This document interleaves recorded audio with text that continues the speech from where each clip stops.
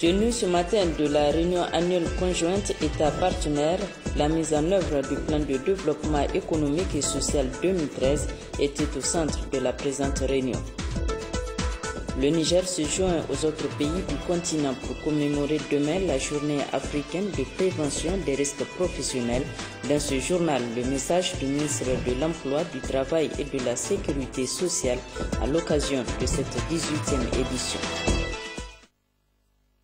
Bonsoir à tous. Le président de la République, chef de l'État Issoufou Mahamadou, a reçu en audience cet après-midi le directeur général des douanes du Nigeria, El Hadji Dikko Abdullahi. Ce dernier est venu transmettre au chef de l'État les salutations de son homologue nigérien, Goodluck Jonathan, en marge de la rencontre entre les administrations douanières des deux pays.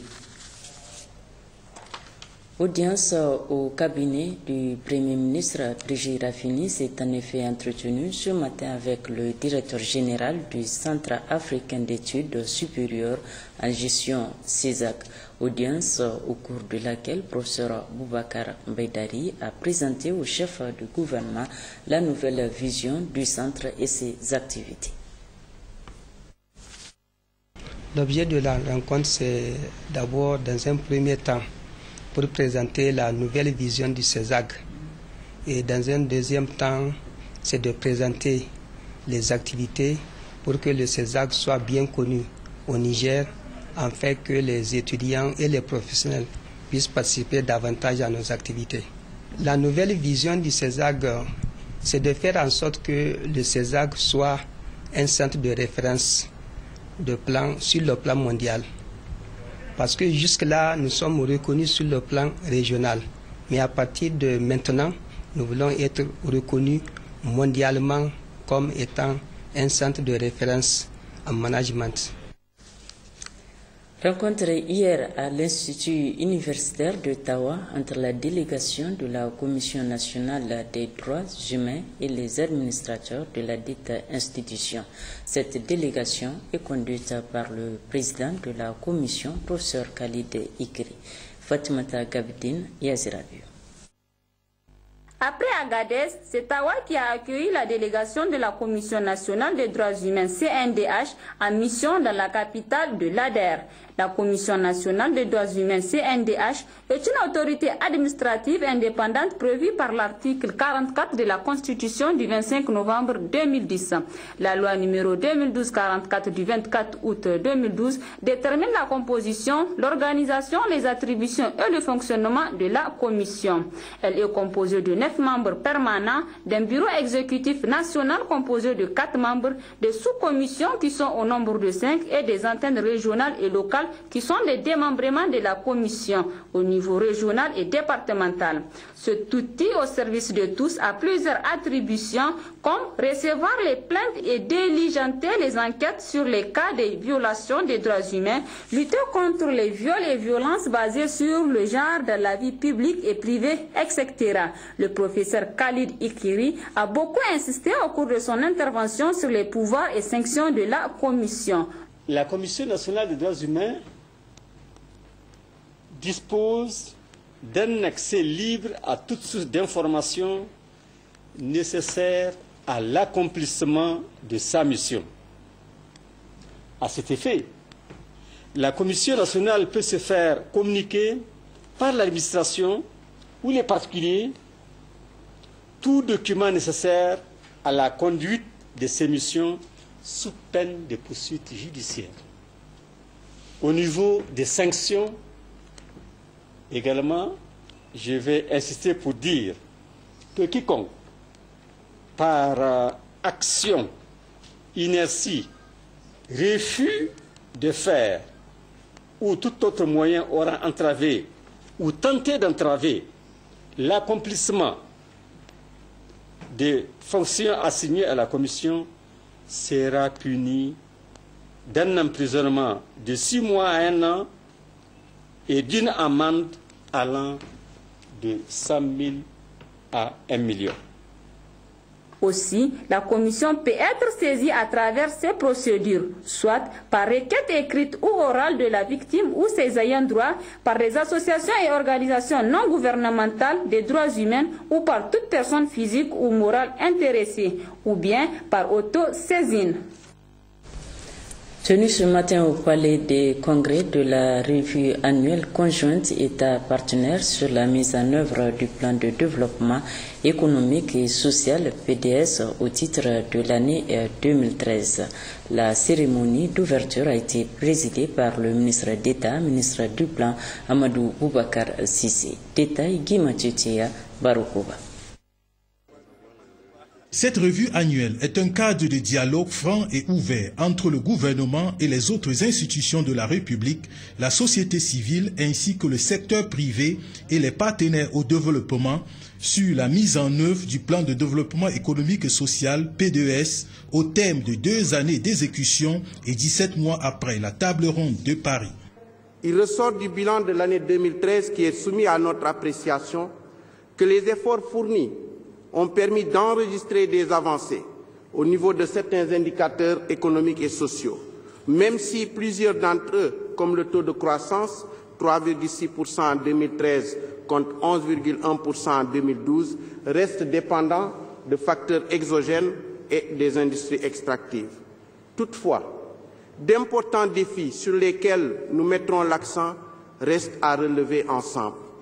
Ainsi, nous convenons que les financements du plan prioritaire d'investissement ne constituent plus la contrainte majeure. Mais le problème essentiel reste assurément la capacité des différents acteurs, en particulier du gouvernement, à améliorer l'absorption des crédits et à favoriser l'accès à des services aux populations en quantité et en qualité. Faire fonctionner des institutions crédibles, compétentes et responsables pour la bonne gouvernance et l'approfondissement de la démocratie, renforcer les entités décentralisées, soutenir l'émergence d'une société civile citoyenne, créer un environnement favorable aux investissements et au développement du secteur privé, maintenir des forces de défense et de sécurité, assurant pleinement la protection des frontières, des personnes et des biens, sont encore autant de défis d'actualité. Nous insisterons en particulier sur le renforcement des capacités.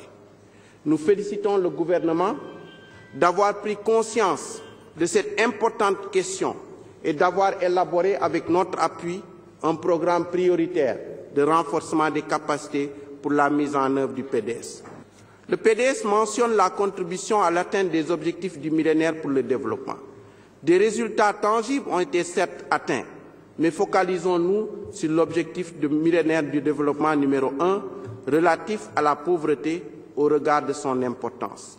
Celui-ci fait du reste l'objet d'un cadre d'accélération au Niger, MAF, qui contribue à opérationnaliser l'initiative 3M.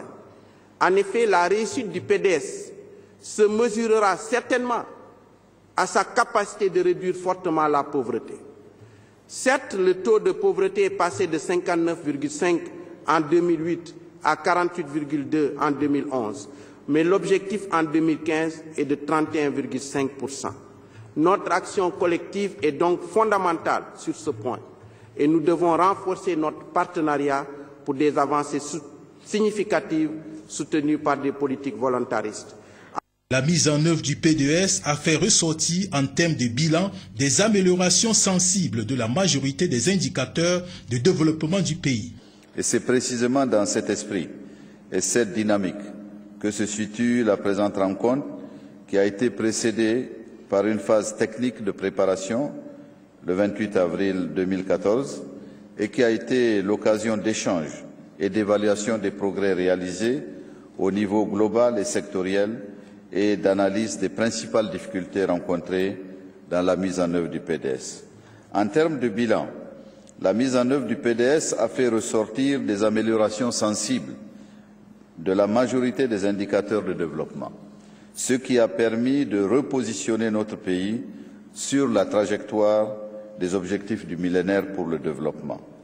À ces progrès réalisés s'ajoutent des performances exceptionnelles dans le cadre de la mobilisation des ressources extérieures nécessaires au financement des programmes et projets du PDS, ainsi les engagements pris par les partenaires lors de la table ronde ont été mobilisés à hauteur de 2 337 milliards de francs CFA pour des annonces de 2 406 milliards, soit un taux de mobilisation de 97,09%. C'est donc pour moi le lieu de renouveler, au nom du Président de la République, Son Excellence Issoufou Mahamadou, la reconnaissance et la gratitude du gouvernement aux partenaires techniques et financiers que vous êtes pour votre soutien constant à nos efforts quotidiens de développement. Ces réalisations restent cependant fragiles et insuffisantes en raison, d'une part, de la vulnérabilité de notre économie aux chocs exogènes, notamment les effets des changements climatiques sur la production agricole et, d'autre part, du fort taux d'accroissement démographique. Par ailleurs, d'autres contraintes limitent considérablement notre capacité de mise en œuvre efficace du PDS. C'est pourquoi la présente rencontre nous donne l'agréable opportunité d'un dialogue ouvert, franc, direct, autour de ces principales préoccupations qui s'articulent en particulier autour de la problématique de la consommation des crédits d'investissement, la coordination de l'aide publique au développement, le renforcement des capacités des administrations, la territorialisation du PDS à travers les plans de développement régionaux. Mesdames et Messieurs, le caractère ouvert et exhaustif du dialogue nous offre la possibilité d'échanger sur d'autres thèmes spécifiques laissés à votre libre appréciation, tels que la problématique liée au couple sécurité-développement et la croissance démographique. Pour le Niger, cette rencontre revêt un caractère primordial. En témoigne le niveau de participation du gouvernement à ce dialogue, que nous voulons le plus constructif possible, sans sujet tabou, et qui, je le souhaite, débouchera sur des solutions idoines en vue de l'amélioration des conditions de mise en œuvre du PDS. Le gouvernement exprime par conséquent le vœu que les résultats de ce dialogue soient à la hauteur des ambitions et des espoirs nourris par l'ensemble des parties prenantes. Il est important de souligner que le PDS s'appuie entre autres sur une vision prospective du développement national fondée sur l'édification d'un Niger émergent bâti sur une économie dynamique et diversifiée. Il est à noter que la réunion technique de cette revue s'est tenue hier au Palais des Congrès et a été sanctionnée par une série de recommandations lues ici par Mme Takoubakoye Aminata, secrétaire permanent du PDS. Les résultats des travaux de panel se présentent comme suit. La coordination de l'aide publique au développement. Ce panel a permis de faire le point sur les enseignements de la mise en œuvre du partenariat mondial de Busan au Niger par indicateur, d'échanger sur l'état des lieux du dispositif actuel de coordination de l'aide publique au développement, d'identifier les contraintes pour une meilleure coordination de l'aide et les solutions proposées. Les recommandations suivantes ont été formulées à l'attention du gouvernement. Formuler un plan national de mise en œuvre de la coopération efficace au service du développement, mettre en place une structure appropriée et dédiée au partenariat mondial pour la coopération efficace au service du développement, formuler une politique nationale de mobilisation de ressources axée sur la mobilisation des ressources internes, une stratégie d'endettement en cohérence avec les résultats du développement visé, renforcer les cadres de concertation afin d'améliorer le dialogue, finaliser l'opérationnalisation de la plateforme de gestion de l'aide. À l'endroit des partenaires techniques et financiers, renforcer les cadres de concertation entre partenaires. À l'intention des organisations de la société civile, participer activement au cadre de concertation gouvernement-société civile dans le cadre de la mise en œuvre des politiques publiques. Appuyer les actions du gouvernement dans le cadre de la mobilisation des ressources internes et externes. Produire des rapports thématiques alternatifs dans le cadre de l'efficacité du développement. Par rapport au panel capacité d'absorption des crédits d'investissement public, les résultats se résument comme suit. Une meilleure connaissance du contenu des conclusions et recommandations de l'étude sur le taux de consommation des crédits d'investissement, un état de mise en œuvre du plan d'action, des propositions et recommandations pour accélérer le taux de consommation des crédits. À cet effet, les recommandations suivantes ont été formulées. À l'attention du gouvernement, améliorer l'exécution budgétaire par une meilleure régulation des crédits, opérationnaliser la division de suivi de la mise en vigueur des conventions, accélérer l'exécution du plan d'action sur l'amélioration du taux de consommation des crédits d'investissement public adopté en décembre 2013, accélérer la déconcentration et l'ordonnancement aux ministères sectoriels, rendre fonctionnel et opérationnel l'interconnexion de la chaîne de dépenses, mettre en place des mécanismes incitatifs dans la programmation budgétaire en fonction du respect des délais et de la qualité attendue. À l'attention des partenaires techniques et financiers, alléger les procédures de décaissement des fonds, accélérer l'harmonisation des procédures des partenaires en vue de réduire les délais dans la délivrance des avis de non-objection, aligner les procédures des partenaires aux systèmes nationaux conformément au partenariat de Busan, aligner les priorités des partenaires aux priorités nationales. À l'attention des organisations de la société civile, poursuivre le contrôle citoyen de l'action publique.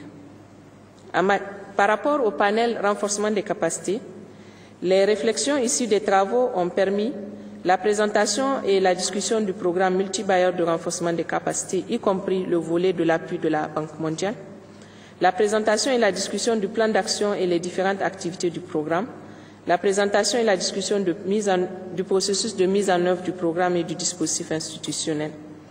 Les recommandations suivantes sont ressorties du panel. À l'attention du gouvernement, accélérer le démarrage du projet de renforcement des capacités pour la délivrance des services publics. Renforcer les capacités des acteurs de la société civile et du secteur privé. Capitaliser les acquis des autres actions de renforcement des capacités. Maîtriser la mobilité après les formations. Dépolitiser l'administration. Mettre en œuvre le système d'évaluation de la performance. Encadrer les fonctions transversales. Mettre en application les textes adoptés sur la modernisation de l'administration publique. Étendre les contrats de performance sur toute la chaîne de gestion et de pilotage des projets. À l'attention des partenaires techniques et financiers, soutenir les actions du gouvernement en matière de renforcement des capacités des services publics. Appuyer le renforcement des capacités des acteurs de la société civile. Par rapport au dernier panel, plan de développement régionaux, les discussions ont permis de poser la question de l'articulation des plans de développement économique et social et des plans de développement régionaux, à travers notamment la question comment réaliser une mise en œuvre efficace du plan de développement économique et social dans l'exécution des plans de développement régionaux. À l'issue des travaux, les participants ont formulé les recommandations suivantes. À l'attention du gouvernement, renforcer les capacités des collectivités décentralisées pour l'élaboration et la bonne exécution des fonds d'investissement. Assurer le transfert des compétences aux régions. À l'intention des partenaires techniques et financiers, appuyer la mobilisation des ressources pour boucler les budgets d'élaboration en complétant les gaps de financement des plans de développement régionaux. Appuyer la sécurisation du foncier. Appuyer la mise en place des systèmes d'information géographique dans les différentes régions. Alléger les procédures de décaissement pour les entités décentralisées. À l'intention des organisations de la société civile, participer activement à l'élaboration et à la mise en œuvre des plans de développement régionaux et des plans de développement communaux. Toujours dans le cadre de la coopération, notez la signature cet après-midi au Palais des Congrès de Niamey d'une convention entre la Banque mondiale et l'État du Niger d'un montant de 20 milliards de francs CFA. Cette convention qui matérialise les engagements pris à la table ronde de Paris contribuera ainsi au renforcement des capacités de gestion des biens publics et la coordination des planifications des actions de développement. Nous y reviendrons plus en détail dans nos prochaines éditions. Le Niger sera bientôt doté d'une politique nationale de protection judiciaire juvénile. Les documents de cette politique et son plan d'action sont en cours de validation dans le cadre d'un atelier qui a ouvert ses travaux ce matin sous la présidence du ministre de la Justice, garde des Sceaux, Marou Amadou. Détail Issoufou Samaïla, Djouari Isiaka. Dans sa volonté d'offrir une justice de qualité aux mineurs, le ministère de la Justice, en collaboration avec ses partenaires, a élaboré une politique nationale de protection judiciaire juvénile et son plan d'action. L'objectif de cette démarche est de créer un cadre propice pour répondre aux défis et aspirations de la protection judiciaire juvénile et aussi de doter les acteurs concernés des documents définissant les orientations et les priorités en matière de réalisation des droits des enfants à la protection judiciaire. De façon plus spécifique, la politique vise à développer des réponses efficaces pour la protection judiciaire de l'enfant contre toute forme de violence et d'abus, déterminer les mesures urgentes sur le plan législatif et institutionnel et sur le plan de la prévention, du signalement et de la prise en charge. Organiser le circuit de la prise en charge et garantir l'intégration des services et prestations de tous les intervenants, y compris au niveau national. Renforcer les outils de coordination entre les intervenants et les départements ministériels concernés. Consolider et institutionnaliser les mécanismes de signalement et de veille contre toute forme de violence et d'abus à l'encontre des enfants, consolider les bonnes pratiques et les acquis par les différents acteurs de la protection judiciaire juvénile, favoriser la prise en compte des besoins des enfants en situation difficile dans les programmes sectoriels au niveau national et local et établir des mécanismes de sensibilisation et de communication autour de la politique nationale. Cette politique a bénéficié de l'expertise de l'UNICEF à tous les niveaux. Nous ne devons pas cependant perdre de vue les défis à relever pour faire de la justice un service ami des enfants, entre guillemets. En effet, la professionnalisation des juges et des autres auxiliaires de justice reste à construire. Dans plusieurs maisons d'arrêt, les enfants en conflit avec la loi cohabitent encore dans les mêmes cellules avec les adultes. La récidive chez les mineurs est très importante, faute d'un système adéquat de réinsertion. Conformément aux textes internationaux ratifiés par le Niger, des réformes sont encore nécessaires pour adopter la législation aux dispositions de la Convention relative aux droits de l'enfant.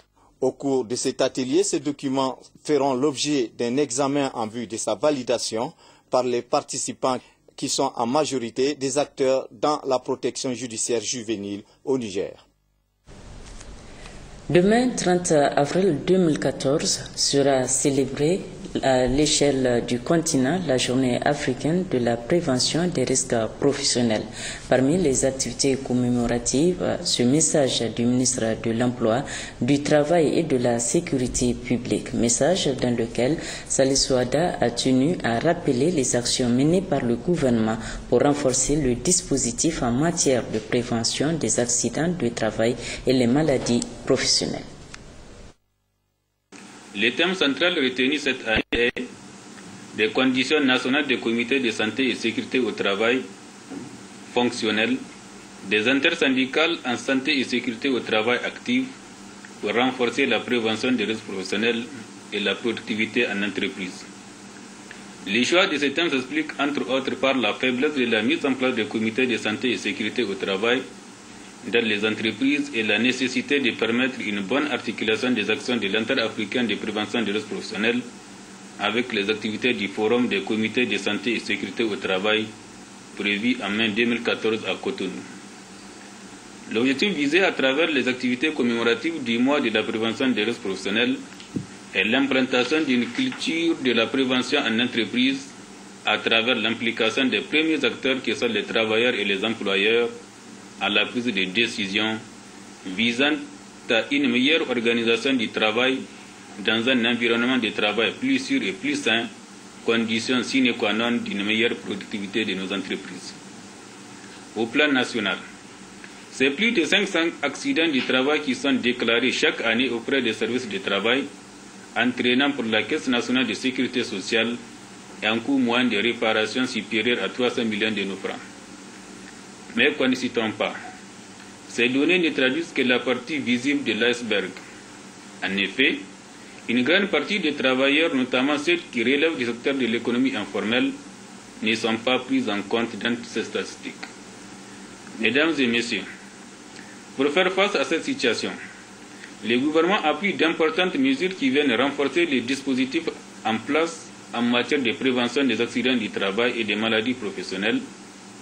Je citerai à cet égard, entre autres, la dévolution à l'inspection générale des services de mon département ministériel de la mission supplémentaire d'inspection de la médecine du travail, la dotation de la Coordination nationale des comités de santé et sécurité au travail d'une subvention destinée à appuyer ces activités, l'élaboration d'une nouvelle liste des maladies professionnelles faisant passer le nombre de tableaux de celles-ci de 21 à 88.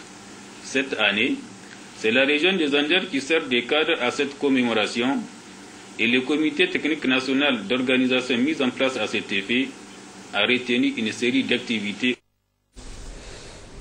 La ministre des Enseignements secondaires, Mme Biti Aïchatou Habibou Oumani, se trouve depuis ce matin dans la région de Maradi, où elle présidera demain, 30 avril 2014, la fête des enfants scolarisés, une initiative de la ville de Maradi. Ainsi, à son arrivée à Guidanroumji, la ministre Biti Aïchatou Oumani a effectué des visites dans quelques établissements scolaires. Voici son constat. D'abord, je voudrais remercier la région de Maradi qui m'a accueilli à l'entrée, les autorités coutumières et les parents d'élèves et même les élèves.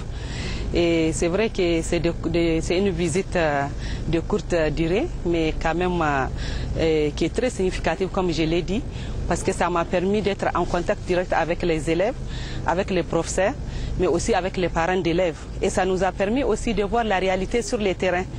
Nous avons donc visité les infrastructures tout à l'heure et nous allons prendre des dispositions à notre retour pour pouvoir engager des travaux. Et au niveau de El Kolta aussi, c'est la même chose. Nous sommes satisfaits de la construction, comme vous avez vu, qu'ils ont bénéficié d'un bloc de 3 classes. Et là aussi, nous avons donc remarqué que ces classes ont été très bien construites et nous avons même un projet d'augmenter pour pouvoir satisfaire les enfants qui sont en 6e parce qu'ils ont 4 classes de 6e. J'ai trouvé aussi les parents d'élèves très engagés qui sont à côté de ces élèves et qui viennent de me dire nous sommes là pour les encadrer, pour les encourager à bien étudier. Et ça me rassure parce que c'est eux qui font le suivi de proximité. C'est eux qui sont en contact direct avec ces élèves et c'est eux qui les préparent, n'est-ce pas, parce que c'est la génération future de leur village. Donc c'est le lieu vraiment de les remercier très sincèrement et de les encourager à continuer. Et souhaiter aussi que ce soit au niveau de Guidanroumji ou de El Kolta, aux élèves qui sont en classe d'examen, leur souhaiter vraiment bonne chance parce que l'année tire à sa fin. On pense aux examens, on pense aux différentes compositions pour clôturer l'année. Donc vraiment, je suis très satisfaite. J'ai trouvé un accueil chaleureux, j'ai trouvé des élèves qui sont motivés, des professeurs qui sont là